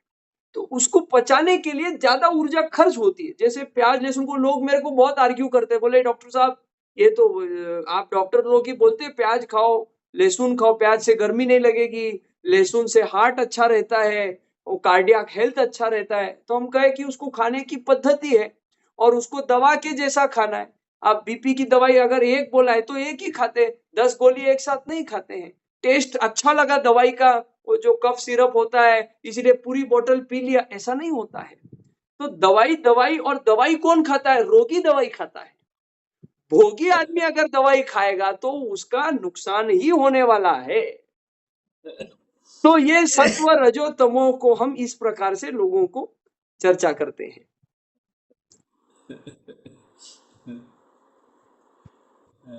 और इसका श्रीमद् भगवत गीता में जो बहुत सुंदर वर्णन किया है कि जो मैंने सात्विक भोजन है वो थोड़ा मीठा होता है, थोड़ा ज्यादा ऊर्जा देने वाला होता है, उसकी मधुर सुगंध होती है। जो तमोगुणी है वो बदबूदार होता है और वो ऐसा सब होता है। और जो रजोगुणी मतलब ऐसा उसका सबका कैरेक्टरिस्टिक फीचर दिया, उसको और इसको सब हम कंपेयर कर सकते हैं तो वो एक आएगा, मतलब उसमें फर्क नहीं आएगा एक्सप्लेनेशन में। मेरा दीदी और कुछ मैं पूछूं या कभी बाद में पूछूं, क्योंकि टाइम हो गया अभी काफी। नहीं, अरे राम मनोज दा कहाँ गए? वो चले गए क्या? एक्चुअली उनका मैसेज आया हुआ था कि उनकी एक बहुत इम्पोर्टेंट मीटिंग है, अनअवेलेबल है, तो नहीं तो हम क्या करेंगे, जैसे लाइव रिकॉर्ड भी हो रहा है, शायद मैं भी थोड़ा मेरी तरफ से रिकॉर्ड करने की कोशिश कर रहा हूँ, तो उनके प्रश्न का हम उत्तर दे देते हैं, वो मे भी बाद में सुन लेंगे या कभी और उसकी चर्चा और हो जाएगी। संक्षिप्त में बता रहे हैं। उन्होंने पूछा ये आत्मा है क्या? हाँ डॉक्टर लब्बा। हाँ, मैं एंडोक्राइनल सिस्टम, आप जो अलग सिस्टम जो बोल रहे थे जी, हार्ट है, लंग्स है, ब्रेन है, तो ये एंडोक्राइनल सिस्टम के बारे में मैं काफी पूछना चाहता हूँ, मगर इसको मैं बाद में कभी तो पूछूंगा। ठीक है, because it is very important system. Yes और कैसे काम करता है और क्या है इसके बारे में मैं पूछूंगा। आप जरूर पूछिए। उसको एक लाइन में मैं जो है समराइज करना चाहूंगा। The endocrine system is like the symphony of the whole system. जैसे वो बैंड होता है ना, सारा बैंड होता है, तो एंडोक्राइन सिस्टम काम किसके माध्यम से करता है? उसका सबसे बड़ा जो यूनिट है वो क्या? हार्मोन्स जो वो रिलीज करता है। तो जैसे सारे वो वाद्य बजाने वाले होते हैं और एक आदमी होता है जो उनको ऐसे दिशा दर्शन करता है, यही काम हमारे शरीर के एंडोक्राइन सिस्टम का है, फॉलोड बाय फिर बाद में न्यूरो सिस्टम बने। Including neuro system, endocrine system सबको आदेशित करता है। और उसी एंडोक्राइन सिस्टम के बल से जो है ये जो मैंने, जैसे किसी का हाथ कट गया फिर भी वो युद्ध कर रहा है, हमको तो एक पिन लग जाए तो हम उछलने लग जाते, ऐसा है। तो ये जो फर्क है ये एंडोक्राइन सिस्टम के स्ट्रेंथनिंग के फर्क के कारण है। अच्छा। और राम मोहन दादा का जो प्रश्न था कि आत्म तत्व एक्चुअली है क्या? ये ऊर्जा है, मास है, क्या है? तो ऐसा है, हमने डॉक्टर लब्बा साहब के साथ भी इसको चर्चा किया था हम लोगों ने थोड़ा सा। आइंस्टाइन ने कहा E is equal to mc square, all that exists is energy and energy is equal to mc square, where m is mass, c is the speed of light, 3 into 10 to the power 8 meter per second। और उसी के कुछ दशकों बाद में उसके एक विद्यार्थी ने कहा E is not equal to mc square, energy is not equivalent to mass into speed of light, energy is mass and mass is energy। और इसकी हमने विस्तृत चर्चा उनके साथ में की थी, जिसका संक्षिप्त हम आपको भाव बताना चाहते हैं कि प्रत्येक एक जो अणु यहाँ पे है वो एक एनर्जी का गोला है, जो हमको हाइजेनबर्ग्स प्रिंसिपल ऑफ अनसर्टेनिटी से और क्वांटम फिजिक्स में जो क्वांटम पैकेट्स होते हैं उसके इन दो मतलब थियरीज को हम थोड़ा समझे तो हमको फिजिकल लेवल पे वो समझ में आ सकती है। तो शास्त्रों में जो है इसके बारे में आत्म तत्व के बारे में, सोल के बारे में जो बताया है वो ऐसा है जो अनुभव किया गया है, और जिसको मैंने लिटरली, जैसे हम ऐसा नहीं बोल सकते कि किसी को डेमोन्स्ट्रेट किया, क्योंकि जो भगवान का और भगवान श्री कृष्ण और अर्जुन का जो संवाद हुआ वो हर व्यक्ति नहीं देख पाया। उसके लिए उन्होंने अर्जुन को विशेष जो है चक्षु दिए थे, प्रज्ञा चक्षु दिए थे, जो संजय को दिव्य दृष्टि दी थी। Not everyone was able to get that frequency, that level of energy, existential stuff. So वैसे ही जो आचार्यों ने कोई ऐसा है जो मैंने वर्णन किया है, उसको डेमोन्स्ट्रेट किया, देख आत्मा ऐसा है। और ये प्रसंग मैंने रामचरितमानस में अथवा रामायण में जब भगवान श्री राम और परशुराम जी का जो मैंने जो कन्फ्रंटेशन होता है, वो उसमें वो प्रसंग आता है कि परशुराम जी भी भगवान का अवतार माने गए और राम जी भी भगवान का अवतार माने गए, पर इनका अवतार काल खत्म हो गया, एक सामान्य व्यक्ति ये हो गए और भगवान श्री राम का दिव्य स्वरूप उन्होंने देख लिया। तो आत्मा और परमात्मा एक दूसरे के सामने काइंड ऑफ एक्सचेंजेबली आ गए, ऐसा हमारा भाव है।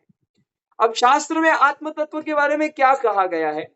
हमारा जो बाल है, मैंने फिजिकली टेलिंग, जो बाल है, एक बाल का जो टोक है, उस टोक के 100 टाइम्स करने के बाद डिवीजन, उसका एक भाग लेके फिर उसके 100 टाइम्स किया, मतलब एक बाल के टोक का 1/10,000th टाइम एक आत्म तत्व होता है। इतना सूक्ष्म वो होता है, इतना सूक्ष्म। और इसका पूरा डिस्क्रिप्शन, माने ये आत्म तत्व जब हमारा एक माता जब अपने गर्भ में गर्भ को धारण करती है, after the conception, when there is division of the zygote, एक का 2 होता है, 2 का 4 होता है, 4 का 16 होता है और मोल्यूला बनता है, और फिर within a time of less than 1 week or 2 weeks, जब वो आत्म तत्व उस शरीर में, उस जो मास है जो ग्रो हो रहा है उसमें एंटर करता है।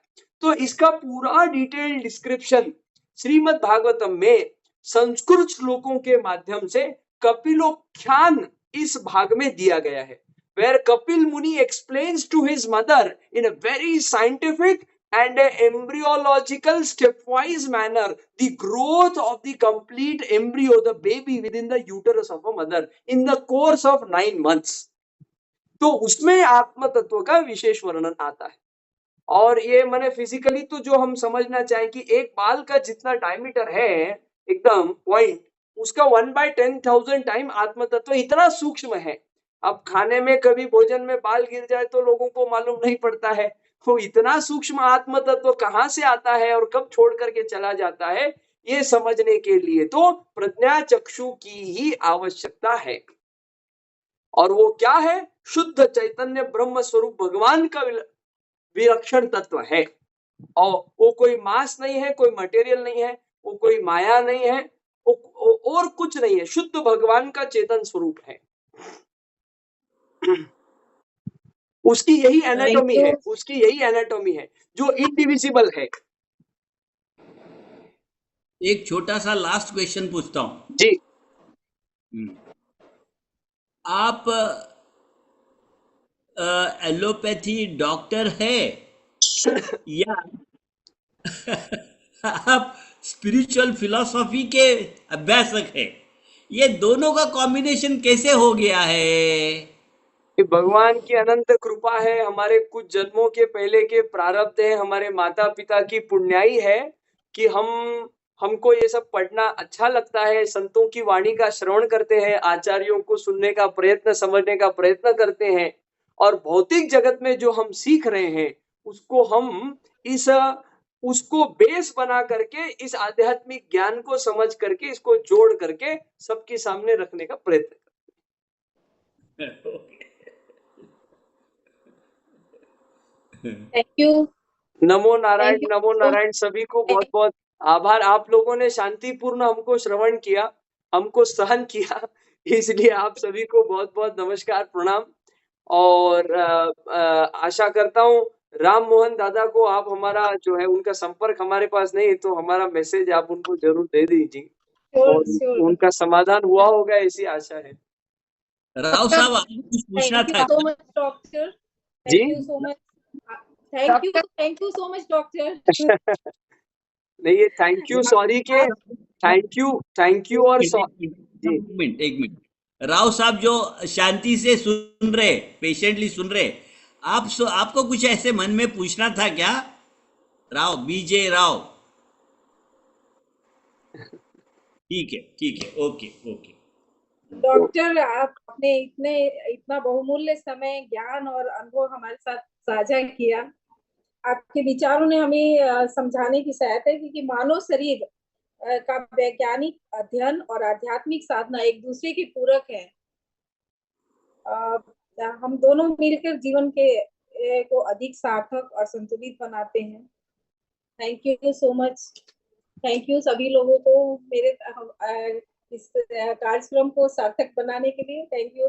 नेक्स्ट टाइम जरूर हम डॉक्टर रोहित तपाड़िया जी को फिर से हम लोग बुलाएंगे, और क्योंकि बहुत सारे लोगों का क्वेश्चन बाकी रह गया है।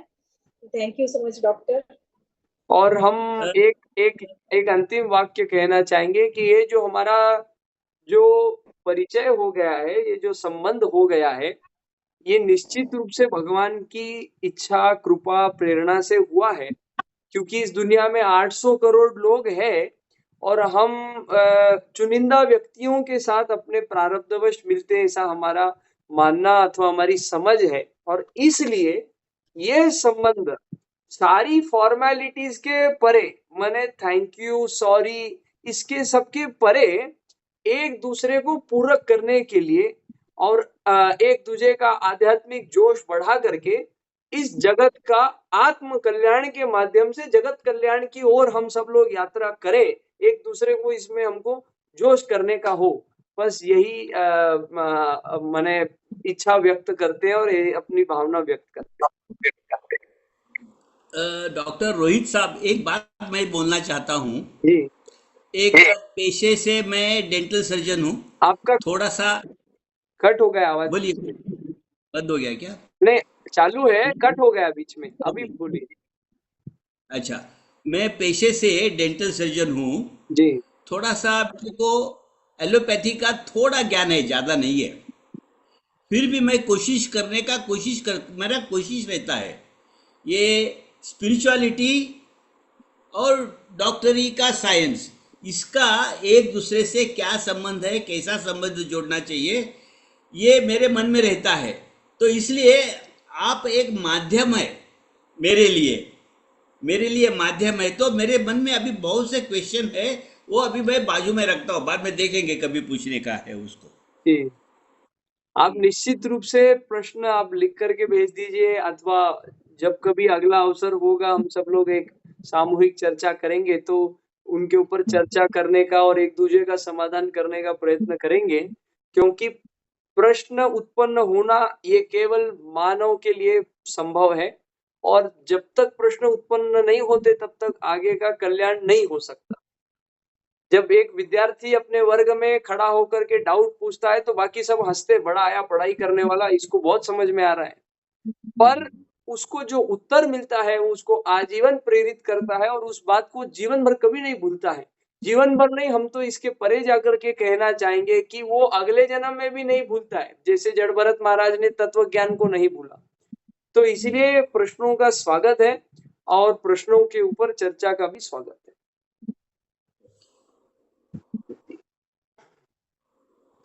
नमस्कार। धन्यवाद सब लोगों को। नारायण नारायण। कंक्लूड करें हम लोग, क्लोज करें दीदी, मीरा हाँ। दीदी।